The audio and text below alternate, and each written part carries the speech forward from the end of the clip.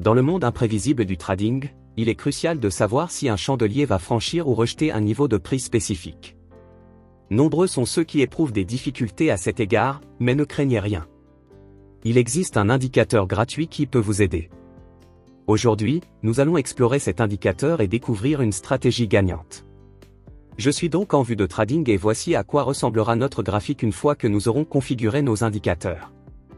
Je vais rapidement barrer ces indicateurs afin de pouvoir en expliquer les paramètres dès le début.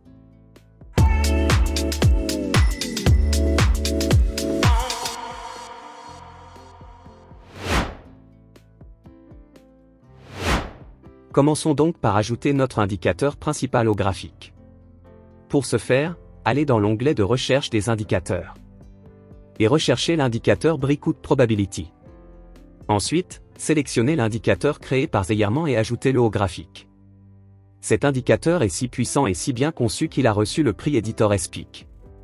Il vous indique la probabilité exacte qu'un point particulier de l'action du prix soit atteint. Il vous permet de faire une prédiction sur le prochain bâton de bougie qui est basé sur des données, ce qui fait qu'il y a une forte probabilité que vous ayez raison. Il est important de comprendre le fonctionnement de l'indicateur. Comme vous pouvez le voir, l'indicateur trace des niveaux sur le graphique avec la probabilité que le niveau soit atteint. Dans ce cas, nous pouvons voir qu'il y avait 65,08% de chances que le chandelier atteigne ce niveau. Et comme vous pouvez le voir, le niveau a effectivement été atteint. Les chiffres indiqués sur le graphique ne sont pas aléatoires.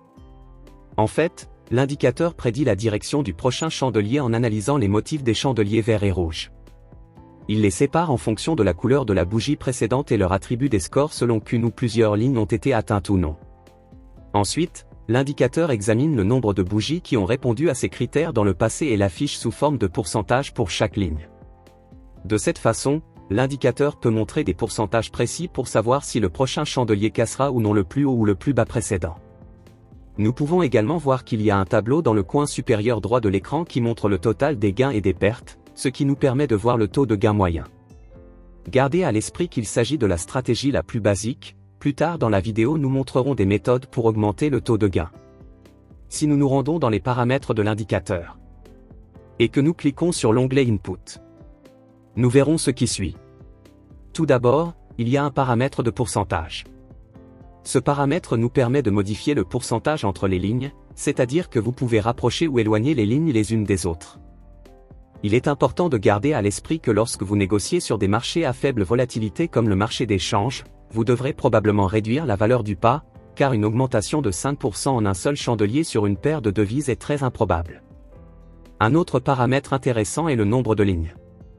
Vous pouvez l'utiliser pour diminuer le nombre de lignes que l'indicateur trace afin de rendre le graphique moins encombré.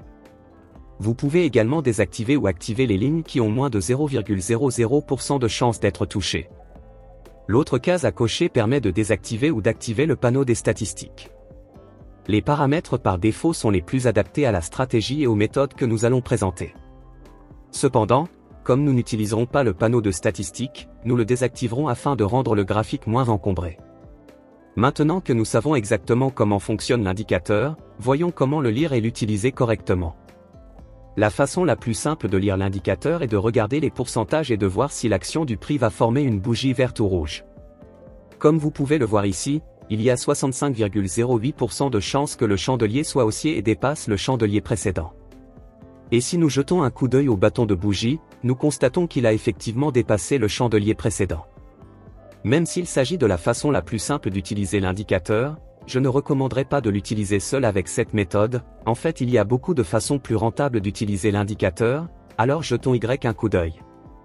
Mais avant cela, si vous n'avez pas envie d'analyser les prix vous-même, vous pouvez rejoindre mon groupe Telegram gratuit.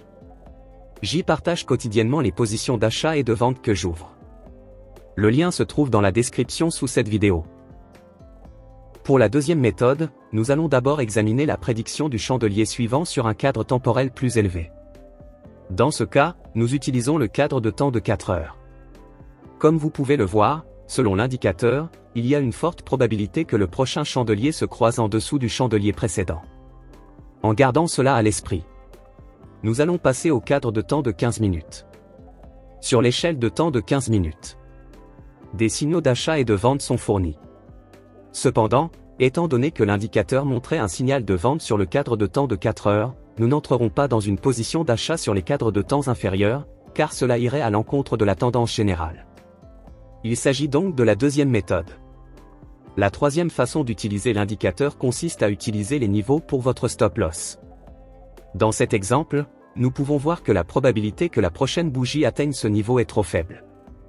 En outre, nous pouvons également constater qu'il y a un pourcentage élevé de chances que le prix dépasse le sommet de la bougie précédente. Cela signifie que si nous entrons en position, nous pouvons placer le stop-loss au niveau qui a le plus faible pourcentage d'être atteint. Cela nous aide à réduire statistiquement les chances que le stop-loss soit atteint. Maintenant que nous connaissons le fonctionnement de l'indicateur et les différentes façons de l'utiliser, jetons un coup d'œil à l'autre indicateur que nous utiliserons dans cette stratégie. Nous allons donc accéder à l'onglet des indicateurs et rechercher l'indicateur DIN1 Different Moving Average. Sélectionnez ensuite l'indicateur créé par Himanshu et ajoutez-le au graphique. Allez maintenant dans les paramètres de l'indicateur. Nous allons ajouter 3 moyennes mobiles au graphique. Sélectionnons-les. Ensuite, nous allons changer les valeurs des EMA. Le premier EMA aura une valeur de 21. Le suivant aura une valeur de 50. Et le dernier aura une valeur de 100. Enfin, changeons la couleur des EMA. Cela permettra de les distinguer sur le graphique. C'est tout ce que nous avions à faire. Voyons maintenant comment nous allons combiner les indicateurs pour prendre position. Tout d'abord, nous allons examiner la prédiction faite sur le cadre temporel de 4 heures par l'indicateur de probabilité de rupture. Sur la base de la probabilité que le chandelier suivant soit inférieur ou supérieur au chandelier précédent, nous choisirons un biais pour les 15 minutes. Time frame. Ensuite, nous passerons au cadre de temps de 15 minutes. Si les signaux sont en accord avec le signal fourni par l'indicateur de probabilité de cassure sur le cadre de temps de 4 heures, nous entrerons en position. Passons maintenant en revue les règles d'entrée dans un exemple d'achat.